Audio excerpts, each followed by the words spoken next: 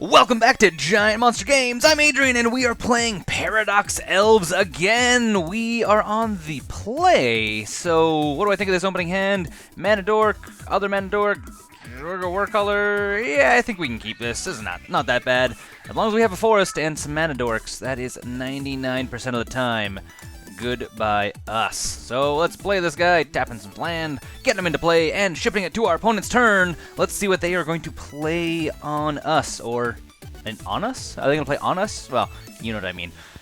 Semantics. Let's see what semantics are going to be playing around us. So they're playing Stomping Grounds, Bloodstained Mire into Stomping Grounds. Okay, so what is this experimental one? Are we playing against like a not mono green stompy deck? I guess it's completely possible. And what do I think? I can play Lifecrafter's Bestiary right away.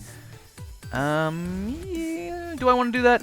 Do I want to do that? This would, Druid of the Anima would actually give me, yeah, we're going to play Bestiary right away. And then ship it to our opponent's turn, because I would rather that than, because we're playing potentially, it looks like we're playing a red-green stompy deck, if I was to guess. I mean, that would be my first impression, which means they may bolt our Elvish Mystic right away here, because that's going to be a problem. Obviously, they're going to see that we're going to be mana ramping into something. So, yeah, that's my assumption. I'm not quite sure yet. Generally, what? what is our opponent playing? They had Bloodstained Mire, so which could just be replacement land instead of playing all of their Wooded Foothills or all of the the actual lands they might need. They may have just been playing that one. So it looks like we're actually playing against tokens of some sort. Well, that's a thing. That is definitely a thing. So yeah, I've seen this card actually played pretty well in these tokens decks, especially if you're going to be fetching lands up. So that's actually why they're probably playing a bunch of Bloodstained Mire, where they're not actually probably running black. At least I don't think they're running black, because then they can actually just get Revolt from these guys, or for these guys. And we are going to scry Elvish Archdruid. Yeah, you can go on top of the library. I would like to play you. And let's just jump right in on that. Here you go. Archdruid. We don't have extra mana, so we're not going to be able to pay for it. But we will get into play. I mean, our opponent is going to swing in for a bunch of damage here, I think, really quickly. So, yeah, that might be a little bit dangerous for us. No, we're not paying for that, sorry.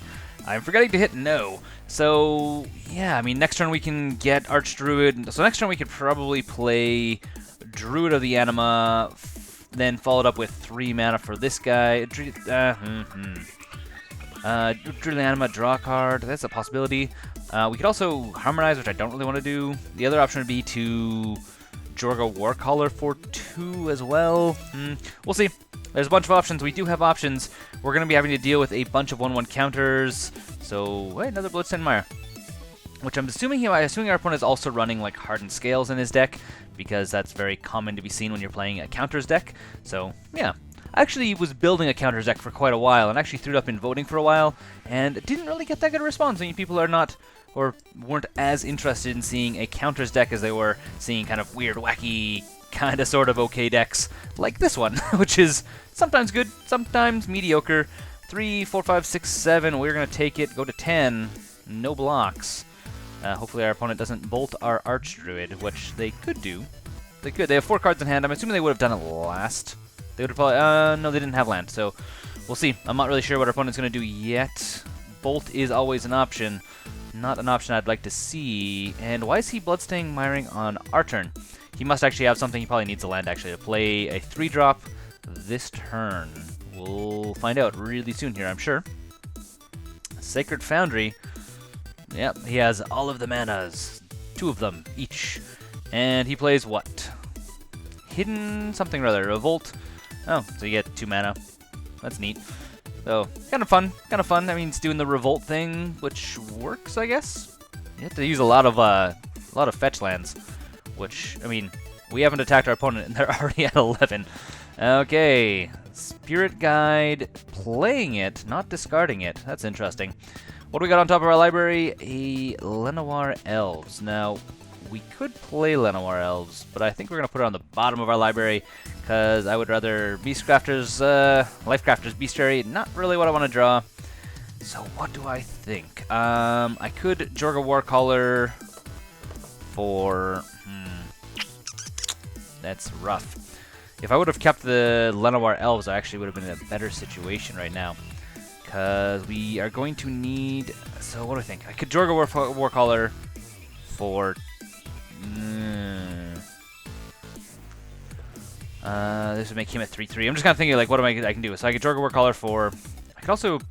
This guy... Yeah, we're going to go this way. So we're going to play our Druid of the Anima. And we're not going to pay the extra mana. It would be cool, but we're not going to pay it to get an extra card. Because we're going to Joraga Warcaller for 1. Yeah, so you can go into play. Archdruid to play. Cast with multi-kicker. Paying the multi-kicker once. And obviously, again, we're not going to pay... We could pay, but we're not going to pay. We're just actually going to have just 2 3/3 blockers, I think is what it's... Or 3/3 blockers. I think that's going to be the better bet. Is it the better bet? Yeah, I think that's going to be the better bet. I don't really want to do that, but I think it's the better bet. Sigh. Playing it safe rather than playing it aggressive sometimes works, not always, though. So we could swing in for 3, which our opponent would maybe block, and then we will take, what? 2, 3, 4, 5, 6, 7, 8. Or our opponent could double block. What do I think? I think we're going to hold off. I think we're literally just going to sit back, let our opponent come to us. We will hopefully block a bunch of his 2/3s or his 2/2s. And we're obviously going to take 3 damage from the the experimental one, which is fine. I'm okay with that. I mean, I always say it's fine. Have you guys ever noticed that in like all of my videos? It's like something really bad happens. I'm like, you know what? It's fine. It's fine, everybody. You know what it is? It's fine. The house is on fire and we are inside of it still, but it's fine. Okay, so let's go here. Oh, we need to go to block. Oh, cancel. Can't. Oh no. Can I undo that? Apparently I can't. Dang it. Okay, well, yeah, we're gonna totally mess up on that one. I thought we were on block stat, but we're not. So that's a thing. Oh well, too late. We're still gonna take some damage here. So let's go. What do we think? You can go there, and you can go there. Yeah, I think. And we're gonna take 3, 4, 5, 6, 7 damage. We could have killed off another one. And what do you think? He's probably gonna bolt. I would assume he's gonna bolt. That's my assumption, at least. Or Path. Maybe Path. Or a Tarka's Command. Creatures you control get +1/+1, so I should have went this way. We're not dead yet, though. 4, 5, 6, 7, 8, 9, 10. Oh, no, we are. We are dead. Okay, well, let's go to the sideboard. And what can we put in against Counter's deck? A counter deck. So, I'm assuming... well, Rapid Vigor is very good, because then we can chump block and not have to worry too much about it. Crumble to Dust is also good because they're playing a lot of special lands. We can actually just get them out of his library. Essence Warden actually is... Actually, you know what? Crumble Dust is not going to be that good in this matchup. Essence Wardens, 3 of them, is going to be a good idea. And I kind of want to throw in Reclamation Sage because I'm positive he's going to have a Hardened Scales in this deck. It only makes sense that he has a Hardened Scales in the deck. So, yeah, let's throw in some Reclamation Sage. Actually, we're going to throw in a single Rapid Vigor. And what comes out? A single Banefire comes out.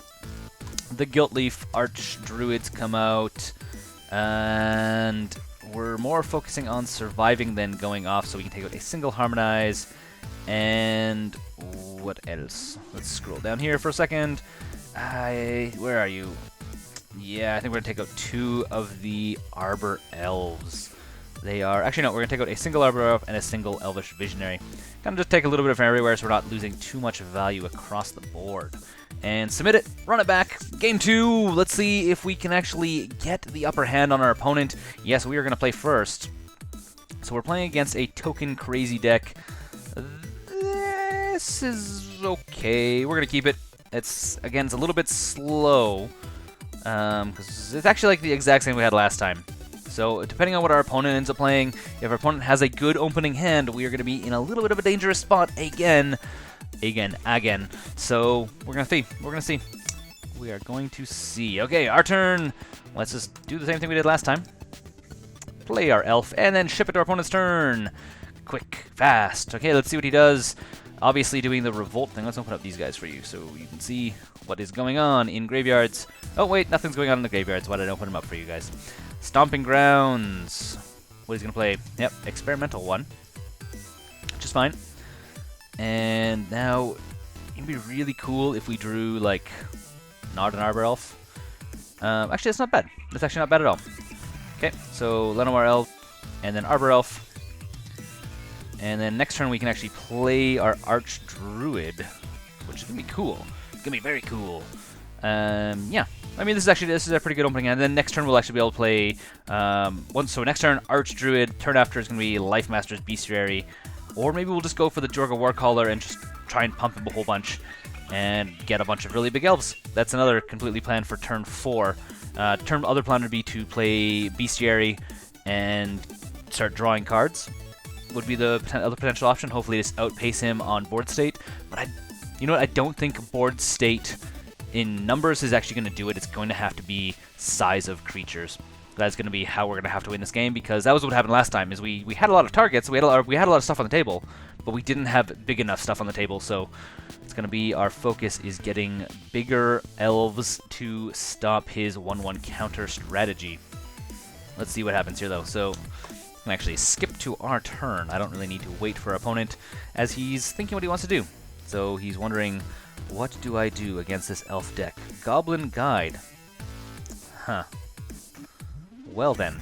Unfortunately, Goblin Guide doesn't really help us. Normally, Goblin Guide, they're like, oh yeah, sweet, we're going to get a bunch of lands, potentially. Not so much for our deck, so let's see what we reveal. Goblin Guide reveals an Elvish Visionary, which is actually not bad. Yeah, we're going to take the 4 damage. Ugh. And go to our turn. So, Elvish Visionary, it's drawn. And what do we think? We can play the Archdruid. Yeah, I think that's going to be the better bet. Oh, yeah, we're going to go this way, because Arbor Elf is annoying sometimes. And now we're sitting on, so, yeah. Let's just go to combat, swing for 2. And then go to our opponent's turn. They're going to be probably swinging in for 5 next turn, because they'll probably play another card that'll actually give them, get a little bit bigger here. Oh, what is he doing? Is he going to blow some stuff up? He may blow stuff up. Is he blowing stuff? He's shocking it in. So, what is that, a Lightning Bolt, or... Yeah, Lightning Bolt. That's okay. Oh, Lightning Bolt Archdruid. Darn it. That's not at all what I wanted to see. Oh, well, that's okay. It's okay for now. Let's see how this all pans out. And again, we're just going to ship it to our turn. This can get removed out of here. How do I move out of here? I don't know. Oh, dismiss all. And Wild Macadal, that's a thing. Arid Mesa. Arid Mesa. So this is one of the cards that's in Modern Masters, the new set that's coming out. Well, at the recording of this video. If you're watching this in like a month or 2 months or a year from now, then obviously this is old news, but this is one of the cards that is in the new Modern Masters set. So fingers crossed we open one of them, because that would be amazing. Something that is totally necessary. Burning Tree Emissary, yeah. Dangerous all over the place. Wow. So this is like, what are we playing against? I swore this was like a 1/1 counter strategy deck, and now I'm like thinking it's like an 8-whack deck. Well, we just ended up losing totally crazy. So this was like Naya Aggro? Not Naya Burn, Naya Aggro. Well, neat. Now, this is an interesting deck we're playing against here. I hope you guys enjoyed this video. Until next time, this is Adrian and Giant Monster Games, and don't forget to game like a giant monster.